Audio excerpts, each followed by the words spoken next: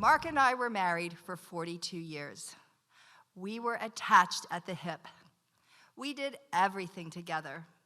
So when Mark passed away in April 2021, for the longest time, I felt like Mark hadn't completely left. I was seeing visions of Mark often. And then one night I had a dream that something hit my foot. I sat up, I saw a white flash, and after that, no more visions of Mark. But I now felt a void that I didn't know how to fill. One day I was outside and I noticed a piece of my siding had pulled loose from my house. I told a friend at church the next morning and she said, I know exactly who can help you. He helps rebuild homes in the city. So before church started, she marches me up to this guy and she says, Steve, this is Marianne. She has a piece of loose siding on her house. Can you help her? He looks at me. He leans back in the pew and he goes, I guess. Oh man, all I want to do is run. But I decide to use the widow card, you know? Tell this guy, my husband died 2 years ago. He'll have compassion for me then, right? No. He looks at me and goes, I'll get your information from your friend here, and if I ever get a chance, I'll contact you. I sit down, I text my friend, give me someone else. But that night, he calls me. Hi, Marianne, this is Steve. Met you at church this morning. Remember me? Yeah, I remember you. How about I come tomorrow and look at that siding of yours? 10:30? Perfect. I want to pull in my driveway at 10:15. I can't because his big freaking motorcycle's blocking it. Of course, this guy would ride a motorcycle. We walk out back, and he walks right up to my siding and pushes it in with one finger. You couldn't do this yourself, huh? Who is this guy? But he sticks around 15 minutes, and he shares with me that his wife died 6 years ago. I now look at him in a completely different light. But right after he leaves, he texts me, and he asks me out on a date. A date? My husband just died 2 years ago. I can't date that soon, can I? Do I want to date? And if I do want to date, do I want to date this guy? All these questions I never thought I was going to have to ask myself.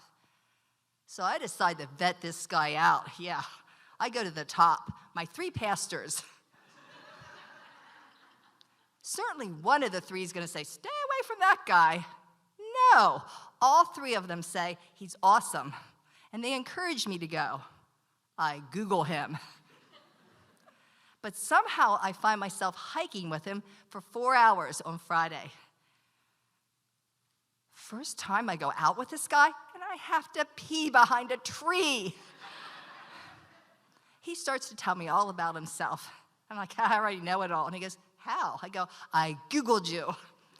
Vetted you out with the pastors, too. I said, you did the same for me, right? And he goes, I didn't need to. I knew exactly who you were in 15 minutes.